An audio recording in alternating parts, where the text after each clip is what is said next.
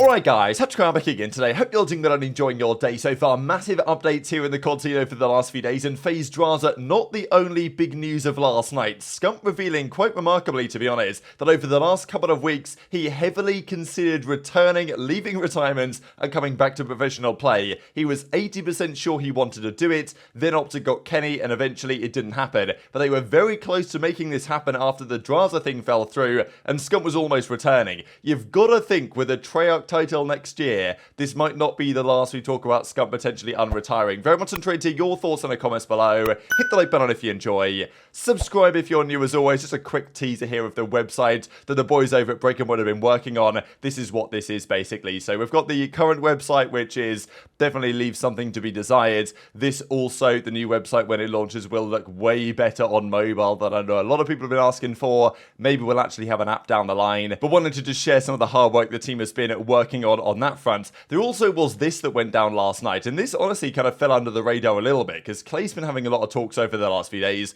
The guys even on the flank yesterday, we'll talk about the flank a bit more later today with some more Drazah drama, as you might expect, but they were discussing how these Lionman cards actually mean something, and the teams, the coaches, the general managers genuinely look at the Lionman cards, they see the rating being a 76 or an 81 or whatever, and they think, oh, this guy's good or bad. Even if they know that the Lionman card ratings don't actually mean that much, they still have an impact. And even Clay said on stream the other day that some orgs just look at those cards and determine how good the players are as a result. Comes like reds and greens, woo, I may have got smoked all year, but hey, at least the bars are green, which is seemingly what some players are playing for at this point. He also mentioned, though, this is kind of crazy. As I said, I think this flew under the radar because so much else was happening yesterday, but Clay revealed that he was very close to joining Surge mid-season. This is not before last season, this is during the middle of the season.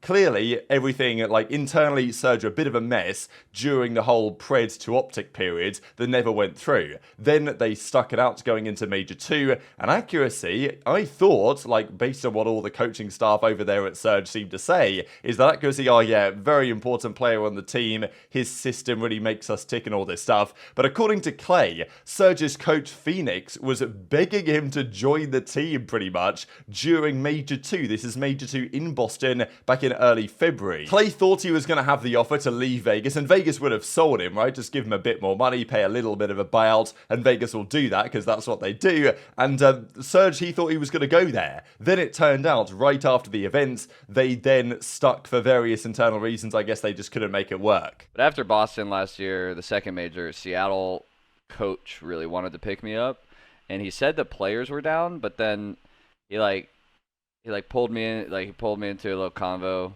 Sunday night at Boston, said they were going to pick me up on Seattle, and really said he's going to force a change and all this stuff. And I was just like, whatever, dude, Paris or Legion will sell me if you guys want to buy me out, just pay back the contract plus a little bit that they've already paid me. And he was like, yeah, we're going to do it. And then the Tuesday we get back, he posts a video we're not making changes. We're a family. We're a brotherhood. And I was like, what the hell, Sam? You were just begging me, bro. I was down, bro. I was down. I mean, to get to play with Mac and Civ and Pred, that would have been lit. But it was funny. And, obviously I never leaked that to anyone. I didn't tell any of the Seattle guys. I didn't tell any of my teammates. Obviously, the owner of Legion knew because he was going to facilitate a deal. The COO knew. But, I never really, tried to get out. It was just hey, if they want to buy me out, they'll go. But, I'm committed here on Legion. I'll still play my heart out. I'm not, if it doesn't happen, no worries. I'm not going to hold it against you guys or be upset or anything. So it was, I think mid-season changes off teams is really difficult. But it's kind of hilarious how he exposes CleanX here, because some of you guys might remember this video that CleanX did. Well, okay, he didn't do a video, it was on stream or whatever, but he was basically saying that, oh yeah, my team, no one deserves to get dropped for my team are not making changes and all this type of stuff, and I know what I'm doing because we won a championship last year and all this. So it's kind of funny that just as this clip arrived, pretty much that was almost a couple of days after they were trying to drop accuracy for Clay, and And whether you think that would be a good or bad idea, I'd have personally really liked to see how that would have gone for the season. I think that Accuracy and Max surviving the year in those respective roles was probably a mistake, to be honest. If Surge really wanted to succeed, there was lots of talks about that during the regular season. But I don't know if like Surge as an organization, they didn't want to pay the buyout or exactly what the situation would have been with Accuracy. But yeah, pretty crazy note that Clay was very close to joining Surge. And maybe it's going to happen this season, right? It's definitely possible. Surge need a rebuild. They need a main AR potential candidate in that role. We talked yesterday about potentially Clay to Los Angeles Guerrillas. That was the rumor that Ben was throwing around, so we'll see how that goes. But there's a lot still to be determined here in Rostermania. Clay's also been playing in these LCQs for the World Series of Warzone qualifiers. I'm pretty sure Swag and his team made it yesterday, so I think Scrappy's playing in it. Clay's also playing in it, so it would be interesting to see if any of these guys qualify for the finals in London in a couple of months' time. Let's talk OpTic then. And it also was noted last night that Shotzzy and Kenny playing together in Apex, they've, you know, people kind of know what the team's going to be, so why wait around too much longer? Might as well make it pretty obvious. But yeah, this Shotzzy Kenny duo already getting some reps in before the new season begins. But speaking of OpTic, Kenny, if he didn't go there, it would have probably been Scump as the fourth man. And obviously we did some jokes around this, right? I did a stupid tweet that was like, oh, you need a fourth guy on your roster for the new season. It's a game like Modern Warfare 3, and the original Modern Warfare 3, there was one player that was widely considered one of the best, if not the best in the game. That was Seth Scump Yabna at the time, and maybe they need him back, but I thought it was never going to happen. But supposedly, during this whole drama over the last few weeks, when the teams have been figuring out what's happening, Scump was very close to making it work. He texted Shotzzy and was like, hey, if you need me, I'm here. Like, I'm ready to come out of retirement and I'm ready to run it back with the team. Because I'm sure Scump looked at Shotzzy, Pred, Dashy and was like, damn, that's a pretty nice team. Scump was great when he played briefly at the start of last season. I think, and I still believe, that Scump on a flex role could just be insanely impactful. And whenever he's pulled out an AR over the last couple of years, he's been incredibly good with it. But this is the story from Scump and Hex's perspective on exactly what's happened over the last couple of weeks. And just the specific statement from Scump that he was 80% sure that he was going to do it, but he wasn't quite 100%. He wasn't 100% sure that it was the right decision, so he didn't want to commit, which definitely makes sense, especially given the state of this game. But given more time, this isn't over yet. You kind of just got the players that we You wanted. don't think it got mixy when this dude decided to say what he said? When I called you? Wait, what? Whoa. Okay. So what happened? So we were supposed to get someone, right? Fell through. Yeah. And then I was like, listen, if y'all need me, I'm here. And then I was considering coming back, playing a little bit. And then No, this is how it happened. I give you a call. Yeah. No, we were texting, right? And I'm like, yo, you're gonna have to come back because and I was bullshitting, obviously, like I totally bullshit. And then he says, yeah, I might have to. And I was like, and then I was like, wait, what the? Why'd you say that? He called you. I called him. I'm like, yo, you serious? I'm like, I called everyone like, yo, pause everything. Hold on. Freeze. Pulls over the car. It's like freeze. It was playing a game of freeze. Go on. I thought about it. You thought about it deeply. Yeah, there was like a week and a half, 2 week period where I was calling Bill. I was like, yo, I might come back. Bill's our agent. Yeah, I was like, I might come back, and he's like, hey, do whatever you need to do, King. The King's poolside making business decisions. What is this? Whatever you need to do, I'm here. I'm on back you. Bill Kenny. But yeah, so I was talking to him. I was like, yeah, there's a chance I come back. And then it didn't happen. It didn't happen. It didn't happen. A whole week. That's what the other It was guy like a said. week and a half of like back and forth, and then I think the final nail in the coffin. Ant texted me and he was like, I need to know, and like it was just too quick. It was too big of a decision to make in too short of a time. Yeah. Because like I wasn't even really thinking about it. Yeah. Until it was brought up, and then I was like, I was like, that team would be disgusting. But yeah, it was too big of a decision in too short of a time to make, and it was a big commitment for me. Obviously, I've seen the other side and how like this has been just. I mean, obviously the watch party was a huge success, so that was like something that I was thinking about. Obviously, the watch party could change next year, so that was something I had to think about. And then like just the day to day. I mean, it's a big commitment. Yeah, it's a big commitment, and I didn't want to do it because if I wasn't 100% sure, I didn't want to like come back. Bro. And I was like, that makes sense. I was like 80-20, so I didn't want to do it. Yeah. We had conversations about what it would take to what it would be like to get Should we say Scrappy? Like, is that a thing? Like, Yeah. Sake, dude. what? I mean, yeah. So Scrap.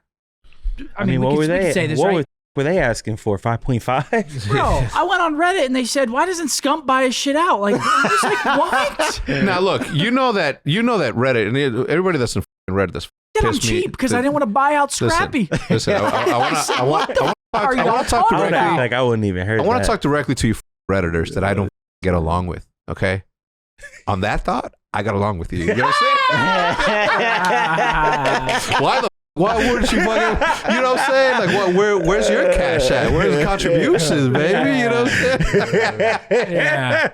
So some funny moments there, especially the one from Hex talking about like Scrappy's buyout, and they also confirmed that, right, that they were looking at those options. So Pridge was locked in relatively early on, they got that done, and that was going to happen. I think it makes a lot of sense. Then they wanted the flex role, though. They wanted Drazah, and Drazah did confirm on the flank, we'll see later today, that OpTic did give him an offer, like it was there, but Drazah decided no, he wants to go to FaZe, and, you know, you guys can debate whether that's a good or a bad idea, given, you know, OpTic and FaZe have different strengths and weaknesses, you could say, as organizations. Drazah made that call, and then they needed somebody else. They at least inquired about Scrappy. Could they get him? Would it be possible?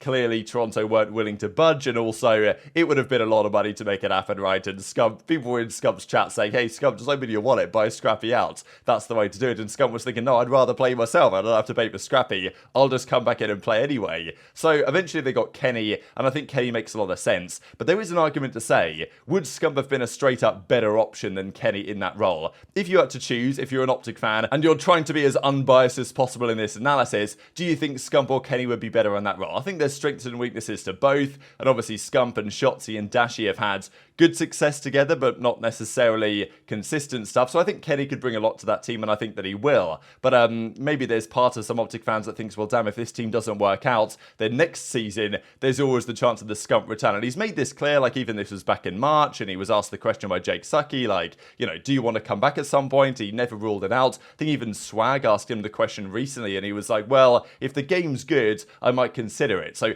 Scump's never totally ruled it out. But from Scump's point of view, the watch party is absolutely mega. It's also been great for the scene as well. Now, if we are going back to YouTube, as Hex also said later in the podcast that we pretty much are for next season, or that deal is pretty much over the line at this point, then it's kind of a, well, it would be interesting for Scump exactly what he does. Does he do the watch party on YouTube? I guess we'll see about that. But there's obviously also part of me that says, well, next year's game is going to be a tryout game. There's been some rumors around it already. This year it's Sledgehammer coming out with Modern Warfare 3. Next year's game is going to be, I don't know, Black Ops Gulf War or something. Like, okay, if that happens, I'll be looking forward to it. And Treyarch typically do a great job. Now, maybe at some point, the Activision are going to get in Treyarch way too much and the games aren't going to be as good anymore, but they still produce the best games, especially from a competitive perspective. And it does feel like the developers have still quite a lot of freedom there, really, because we know that Sledgehammer are apparently making a lot of changes to what Infinity Ward's mistakes were considered to be from last year's game into this year's game. But Treyarch's game is probably going to be better, and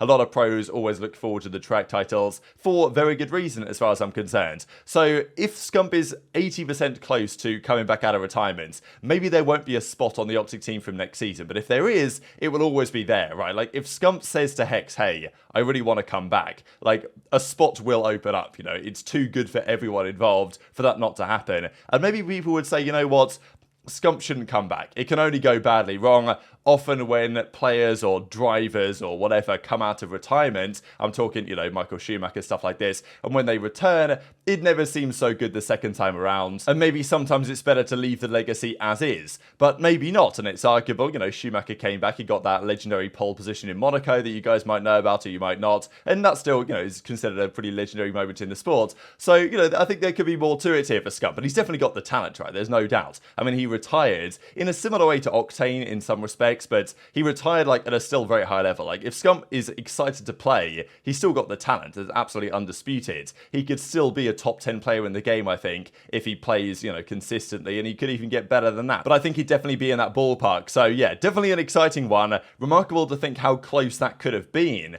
with, you know, Drazah's decision to join FaZe might have had some crazy dominoes falling, because apart from Kenny, okay, there was Sib as an option, but you know, outside of Kenny and Sib, there wasn't really too many other possibilities there. So like Scump might have been almost forced into it in some respects, and it was close to happening. Like shows how much Scump likes teaming with these guys. Dashy, Shotzzy, and I'm sure, you know, Pred as well. He was looking at thinking, damn, like this would be a pretty good time. And theoretically, they could and should have a lot of success. But it's not going to happen this year, but I guess we can't rule it out from happening in the future. Just wanted to mention, given we were talking Lionman Cards earlier, a few cards here from Dashy's season, from Drazah's season as well, some pretty similar numbers. Anything in the 90s, you're going to get picked up by a very top team. It seems to be how it is. So, you know, basically X was saying, oh, you want to slide Lime out a few quid just to make sure he bumps your numbers up, which maybe there's a business relationship to be worked out there. These are also Envoy's cards, also consistent 88 rated across online, LAN, and then the full season as well. So very much enjoyed to hear your thoughts in the comments below. Hit the like button if you enjoyed,